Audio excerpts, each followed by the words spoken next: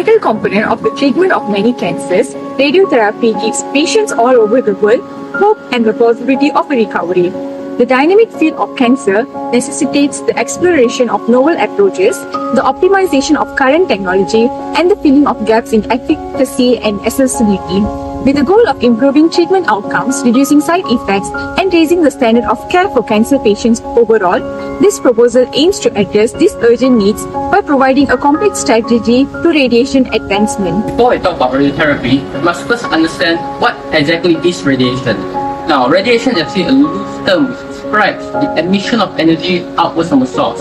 For example, sun, campfires, human bodies, and vibrating atoms all radiate energy in the form of heat. So actually, everything you interact with daily is a source of radiation. Now, isn't all radiation harmful?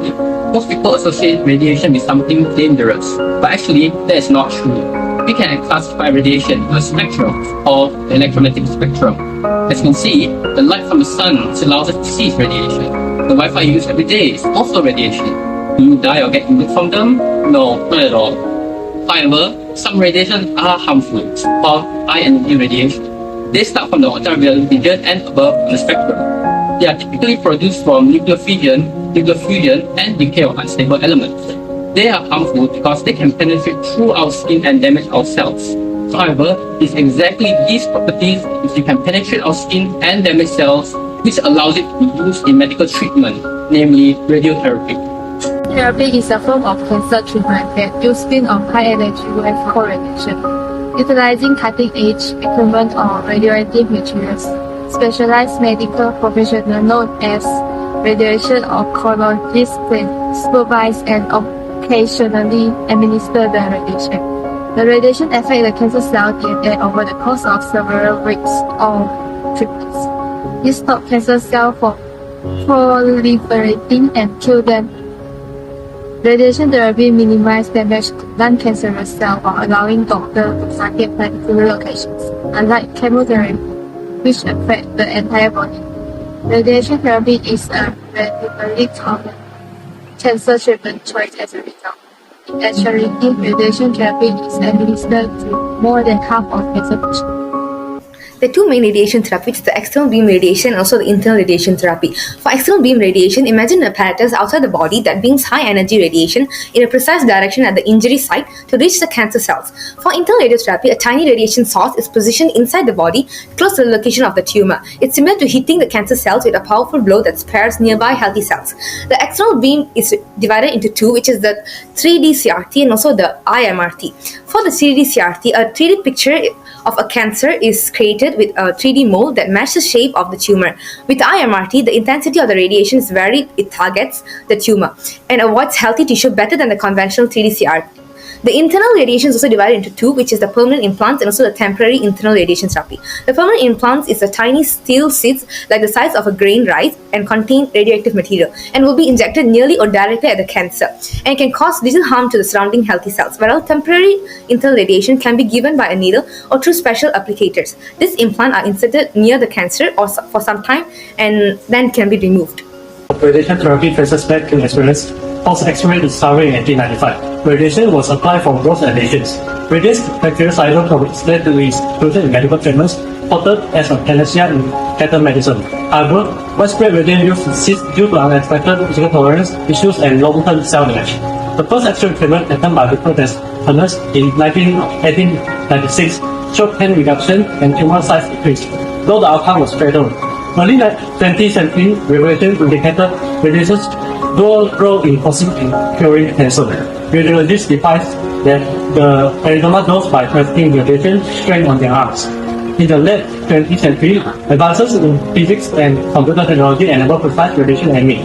Conformal radiation therapy, CRT, intensity modulated radiation therapy, and INRT and conformal photon beam radiation therapy emerged, offering enhanced control over radiation dosage for effective cancer treatment. Today, the use of radiation continues as a treatment for cancer in radiation therapy. Now, you must be wondering, what are the advantages of radiation therapy?